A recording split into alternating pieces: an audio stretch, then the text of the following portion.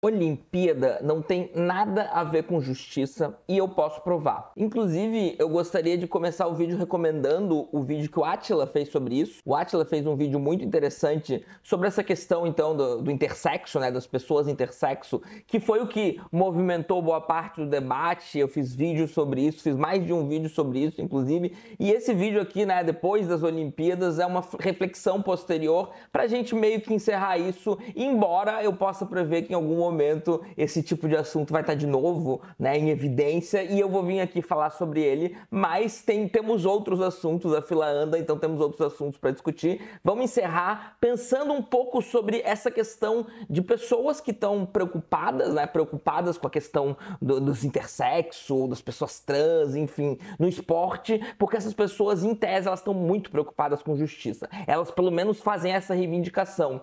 Muitas vezes, pessoas, inclusive de esquerda, né, ou centro-esquerda, se é que vale a pena chamar essas pessoas de esquerda, mas pessoas que se dizem, então, de esquerda, né, gente, o famoso sou de esquerda mais, que pra mim tá virando um jargão, né, sou de esquerda mais, deixa eu botar aqui algo muito de direita pra complementar e fazer, então, a gente ter uma esquerda que eu chamo de esquerda bunda mole. Mas o que a gente precisa começar entendendo, né, então, do ponto de vista do indivíduo, vamos pegar o Michael Phelps, que foi o exemplo que o Átila utilizou no vídeo, e que eu fui pesquisar e descobri que ele não é nada mais, nada menos do que o maior medalhista olímpico. Então, assim, ele é o maior medalhista olímpico e é comprovado que o tamanho dos braços dele dá uma vantagem incrível. Ele tem braços muito acima da média e faz todo sentido que isso ajude na natação. Ele é o maior medalhista de todos os tempos e isso tem a ver com algo biológico, algo genético, algo arbitrário, do qual ele não tem mérito nenhum.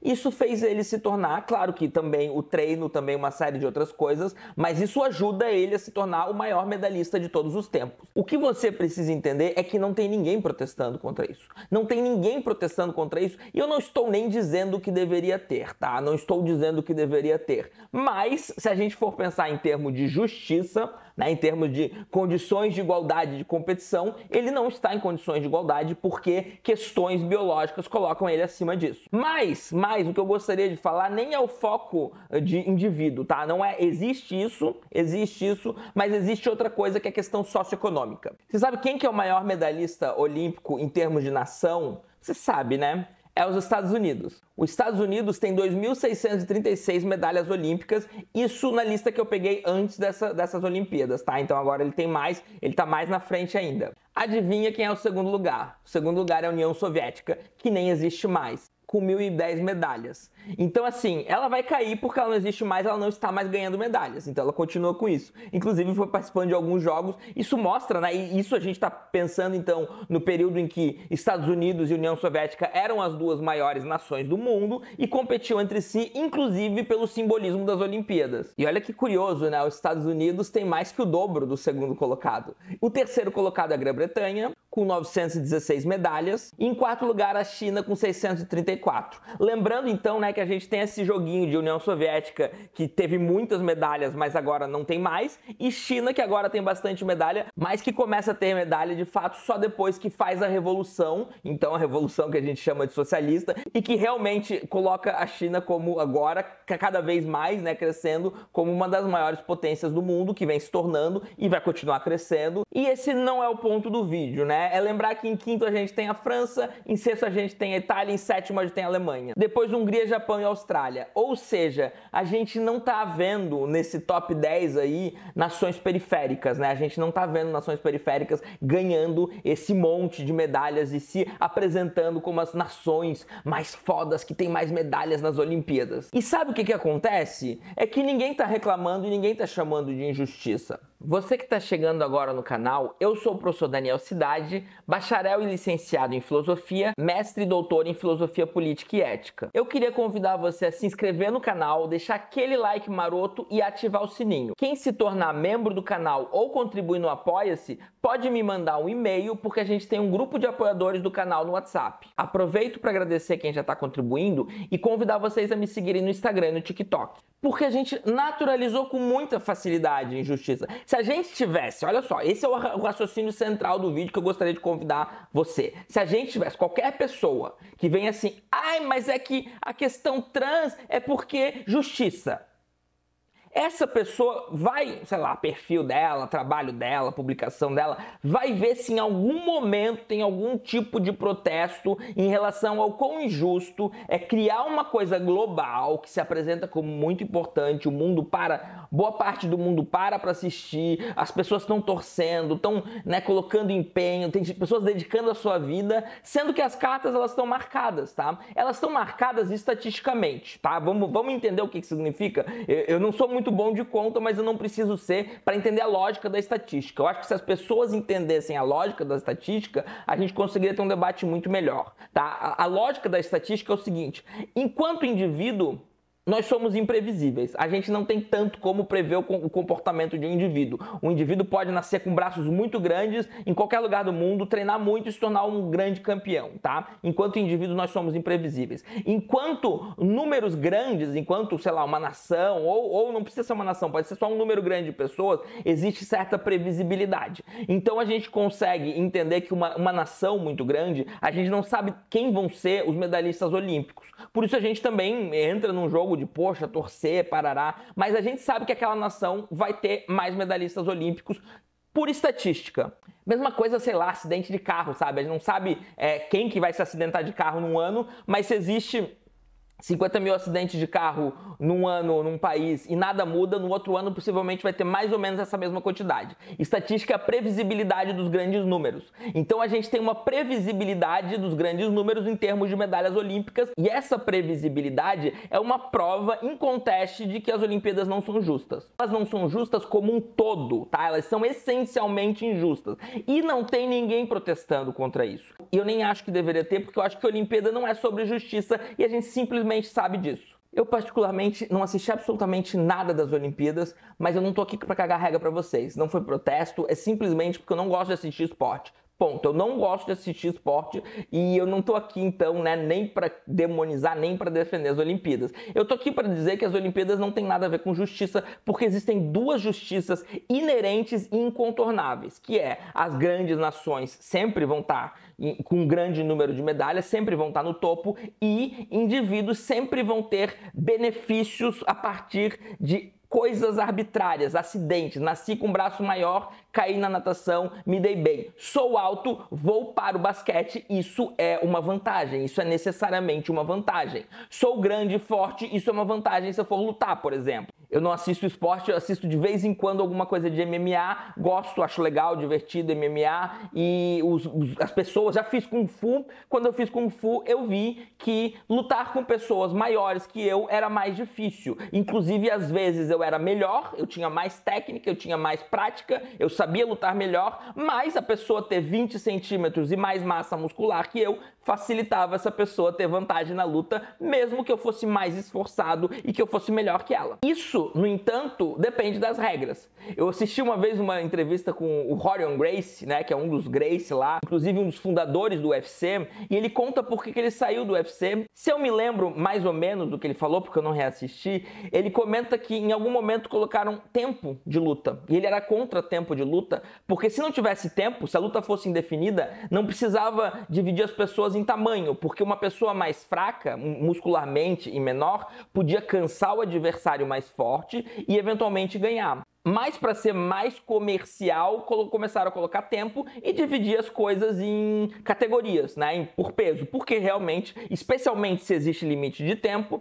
você vai ter um problema aí em que os grandes sempre vão ganhar. Mas se não existisse, os pequenos poderiam ganhar. Inclusive, né, não é vale tudo, não é vale tudo. Se fosse vale tudo, valeria dedo no olho, valeria chute no saco, valeria morder a orelha e arrancar ela fora, né? Então, assim, não tem como fazer vale tudo de maneira civilizada. Mas, num mundo hipotético onde existe um vale tudo, não necessariamente os mais fortes ganham. Imagina uma arte marcial centrada em dedo no olho, arrancar orelha com mordida e chute no saco, por exemplo. Outras pessoas, possivelmente os mais mais rápidos teriam vantagens em detrimento dos mais fortes. Porque se você é mais rápido e consegue arrancar com uma mordida a orelha do seu adversário antes, dificilmente ele vai continuar lutando, não importa o quão grande e forte ele seja. Então, qualquer esporte é um conjunto de regras arbitrárias que a gente aceita socialmente, que a gente estipula, que a gente coloca pessoas para competir e vê quem ganha, independente disso ser justo ou não. Então a gente tem dois blocos, a gente tem as injustiças socioeconômicas, que ninguém tem nem como contestar a existência delas,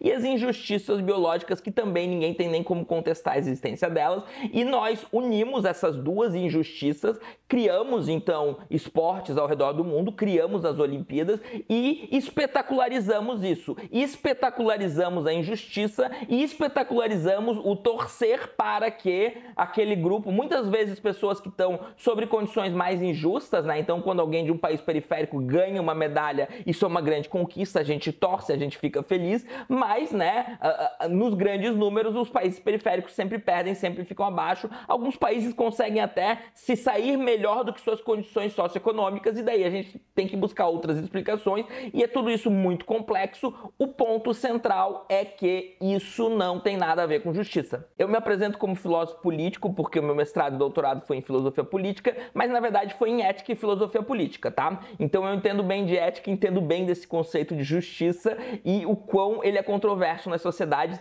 e o quão a gente utiliza o conceito de justiça para falar sobre os nossos valores. São nos nossos valores que encontramos o conceito de justiça. Então se a gente tem uma sociedade que está cada vez mais escandalizada, cada vez mais horrorizada com essa questão de pessoas intersexo nos esportes, etc. E daí vem o famoso especialista, o suposto especialista neutro que finge uma neutralidade que não existe na ciência, que não existe no discurso público, que não existe na política e que não existe na ética, não existe na justiça, não existe neutralidade na ética, na justiça e na moral. Isso é mentira, isso são falsas crenças que tentam colocar em vocês. A única maneira de resolver as injustiças é não tendo Olimpíadas, tá? Então assim, se vem alguma feminista liberalzinha, feminista radical, né? Feminista radical TERF, transfóbica, feminismo trans-excludente, né? Se vem alguém aqui, como já vieram, né? Falar que um homem machista, querendo silenciar as mulheres, ou blá blá blá, querendo ver mulher apanhar de homem, vieram com essa, né? Querendo ver mulher apanhar de homem, falando da Imani Khelif, que é uma mulher intersexo, cisgênero, tá? Vou repetir isso aqui, é uma mulher. Pela primeira vez na vida, a gente vê as rádios dizendo que uma pessoa que nasce com buceta é homem, né? Então, assim, eu acho que nem a lógica básica essas pessoas têm. Então, assim, antes de dizer, né, que o Daniel quer ver, então, mulher apanhar de homem e blá, blá, blá, eu não quero ver nada, eu não assisti a Olimpíada, eu defendo que acaba com as Olimpíadas. Então, se é um grande problema tentar ter um diálogo decente, ter um diálogo que não seja transfóbico acerca dessa questão nas Olimpíadas, a melhor coisa é acabar as Olimpíadas, porque a gente nunca vai encontrar justiça. A gente nunca vai ter uma Olimpíada justa. Então, se é um problema, não é um problema quando é o Michael Phelps, por vantagens genéticas, ser o maior medalhista olímpico. Isso não é um problema. Não é um problema que os Estados Unidos, a nação mais terrorista, mais violenta, mais ladra, mais assassina da face da Terra, está cada vez mais reforçando a sua predominância cultural com as Olimpíadas, com as medalhas. Se isso não é um problema de justiça para você, se isso nunca é um problema, se só vai ser um problema quando é questão de gênero, isso diz mais sobre você do que sobre eu, ou sobre as Olimpíadas, ou sobre feminismo, ou sobre qualquer coisa. Então eu tô aqui para dizer que ninguém nunca trouxe a questão do gênero, a questão da transexualidade, da intersexualidade, da sexualidade para as Olimpíadas buscando justiça. Sempre foi buscando relações de poder para que os seus valores ou seus preconceitos predominem, que é o que acontece, né? Então, a gente tem essa nação, que é a mais terrorista que a humanidade já viu, ela se apresenta como democrática. E ela usa, inclusive, as Olimpíadas, ela usa de uma indústria cultural para fazer com que as mentes aceitem e normalizem isso. É relação de poder, é necessariamente relação de poder, e a gente segue jogando relação de poder, e a gente segue fazendo com que os valores dominantes se apresentem como belos, morais e justos, quando eles são necessariamente injustos. justos. Então, eu, Daniel, defendo que a gente acabe com as Olimpíadas, tá? Não quero ver treta, não quero defender nada, assim, nada.